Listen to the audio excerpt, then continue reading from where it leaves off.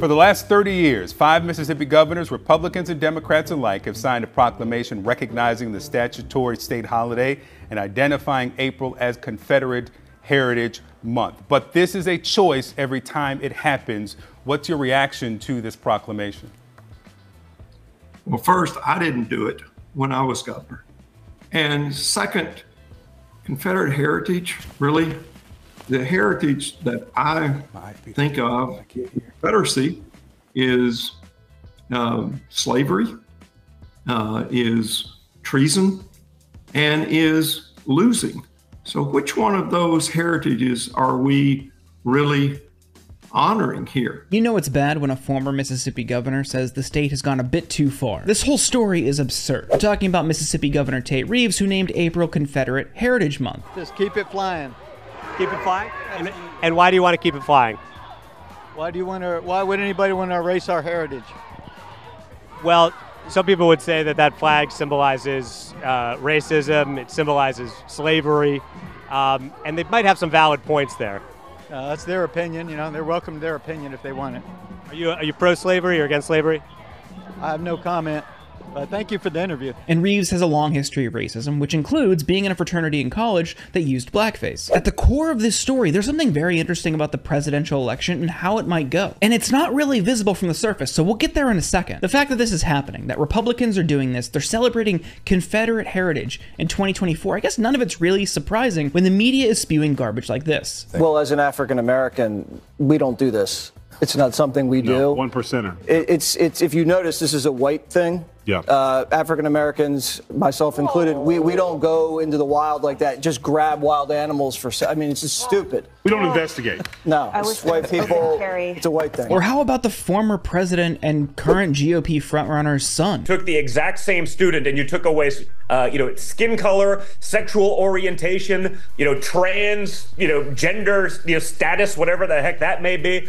If you took that away and you compared the scores of Asians and or whites relative to any of the other sort of, let's call them, checkbox, woke status symbols today of the radical left, and you put them head to head, it's shocking who is able to get into Harvard and who would be unilaterally deterred or just rejected entirely. He thinks they only get in there because of diversity questions on applications. There are plenty of brilliant black Americans in this country that go to schools like Harvard or elsewhere who didn't get in there simply because of their race. They got in there on merit, which is something that he doesn't understand because he got into school because of his dad. Every interview he does is further proof he did not get into a school like Penn on merit. And of course, racism is a learned behavior. We know that. So it's not surprising that the apple hasn't fallen too far from the tree. We had a case where we had an African-American guy who was a fan of mine.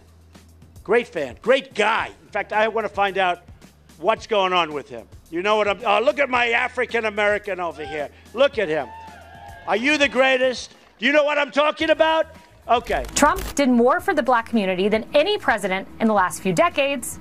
But sure, he's racist too. This is a line that he keeps using despite evidence showing that isn't true. And there are long-lasting effects that will continue to harm black Americans in this country because of who he appointed to the Supreme Court. The entirety of Trump's efforts in reaching out to the black community and bettering their lives can be reduced to hollow symbolic gestures, like tapping Ben Carson around housing and urban development. He's a surgeon. That doesn't make sense. Oh, but urban is in the title. We'll give it to him because he's black. There's some ridiculous tokenism in that, of course, but any rational person knows that Trump didn't actually care about the black community in this country. Inviting Kanye West to the Oval Office is not outreach to the black community. It's a publicity stunt for an egomaniac, two egomaniacs. And it really doesn't matter how much Trump and his allies say they have the support of black voters. Reality is always there to shut them down. But I think there's an interesting electoral marker to consider when you think about black men. In 2023 in Ohio, where reproductive health was on the ballot, reproductive access for women was on the ballot,